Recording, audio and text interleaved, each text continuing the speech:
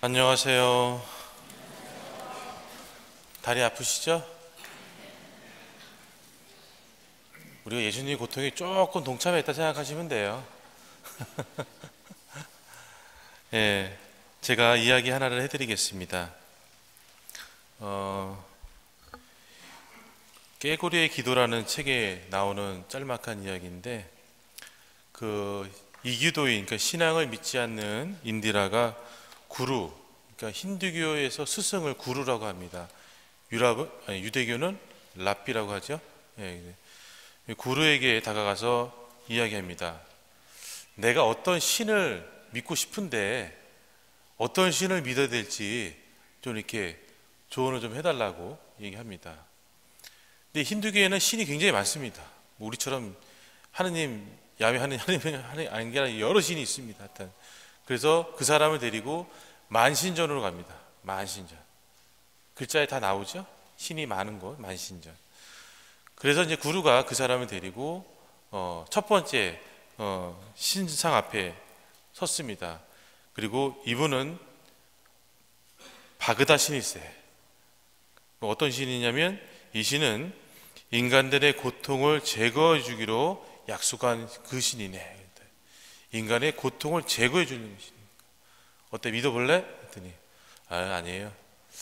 다른 신은 좀 소개시켜 주세요. 다른 신전에 또 몇 걸음 가다 보니까 또 한 신상 앞에 섰습니다. 그리고는 이분은 요파 여신이네. 이 여신은 인간들에게 고통을 면하는 여러 가지 방법을 일러주는 분이지 라고 얘기합니다. 이분도 아닌 것 같아요. 다른 신 소개해 주세요. 그리고 쭉 걸어가는데 실물 크기의 십자고상이 나왔습니다. 그 앞에 서서는 한참을 쳐다보다가 물어봅니다. 아니, 이 신은 어떤 분위기에 당신을 십자가에 매달 때까지 가만히 있는 겁니까? 라고 물어봅니다. 누군지 아시죠? 여기 뒤에 계신 분. 네. 도대체 어떤 신이길래 당신을 십자가에 못 박는데 가만히 있는 겁니까? 그러자 그 구루는 그 신은 그리스도인들이 믿는 예수 그리스도라는 그런 신이네 라고 얘기를 해줍니다. 그래서 이 인디라는 가만히 보니까 좀 신인데 참 측은해 보이는 거죠. 그렇죠?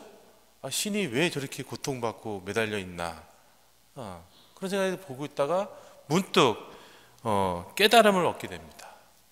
깨달음을 얻게 되는데, 그러고 나서는 그 구루에게 묻습니다. 나는 이 신을 믿어야 되겠습니다. 그러니까 어떻게 하면 이 신을 믿을 수 있습니까? 그리스도교인이 될 수 있습니까? 물어봅니다. 그러니까 구루가 황당한 듯이 쳐다보면서 이야기합니다. 난 도대체 자네를 이해할 수가 없네. 아니, 왜 하고 많은 신 중에 왜 고통을 없애주겠다는 신도 있고 고통을 없애는 방법도 알려주겠다는 신이 있는데 왜 굳이 이 고통받는 신을 믿겠다고 그러나? 라고 물어봅니다.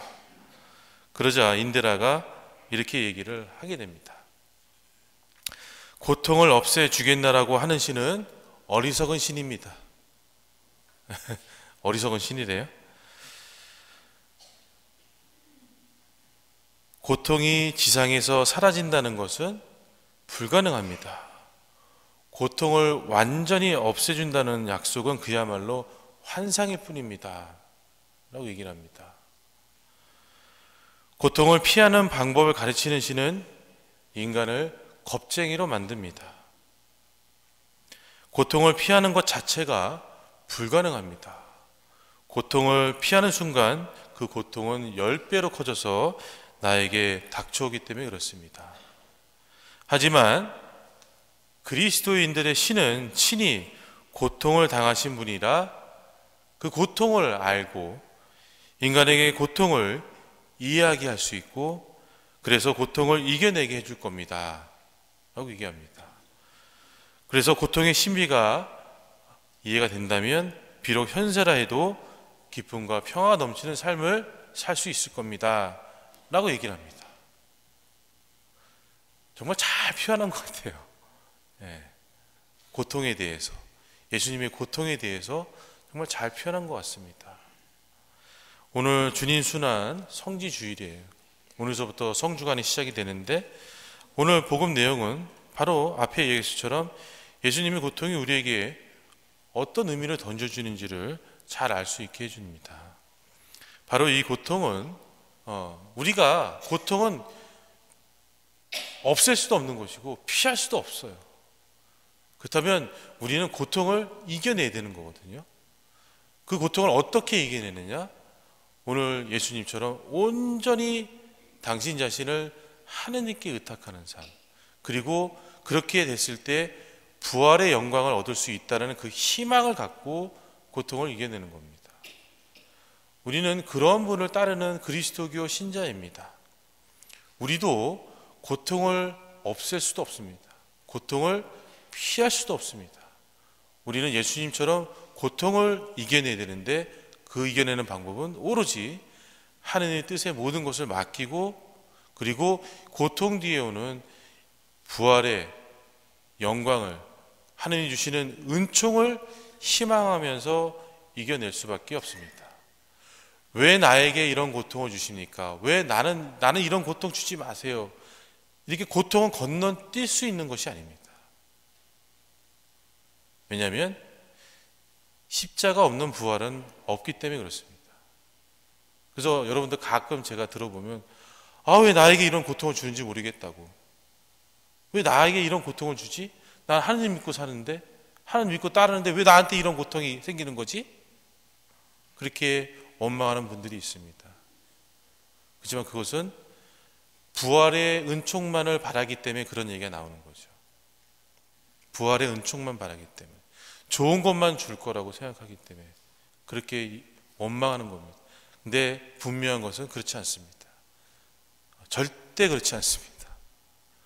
반드시 우리는 예수님의 뒤를 따르는 신자이기 때문에 우리에게도 고통이 옵니다. 근데 그 고통은 그렇게 원망만 하고 한탄만 하고 그러면 아무런 의미가 없는 고통입니다.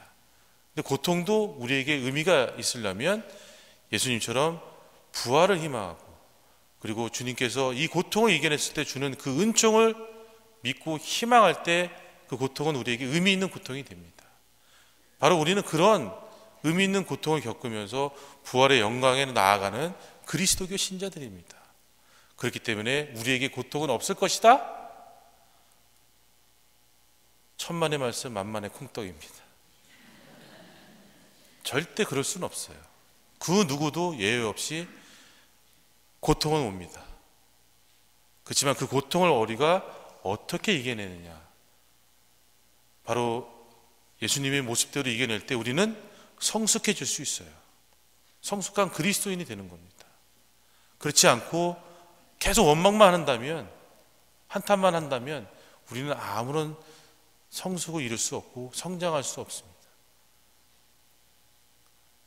그래서 우리는 다시 한번 이 성주간을 보내면서, 이 성주간은 예수님의 고통과 순환과 죽음과 그 뒤에 오는 부활의 영광을 묵상하는 시기입니다.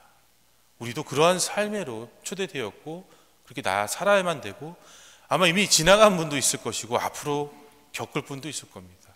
그럴 때마다 우리는 이것을 분명히 기억하면서 이것을 우리가 의미 있는 고통으로 만들 수 있도록, 그래서 부활의 은총을 우리가 받을 수 있도록 노력하는 그런 신앙생활을 우리가 해야 됨을 잊지 않았으면 좋겠습니다. 십자가 건너뛰고 부활은 없습니다.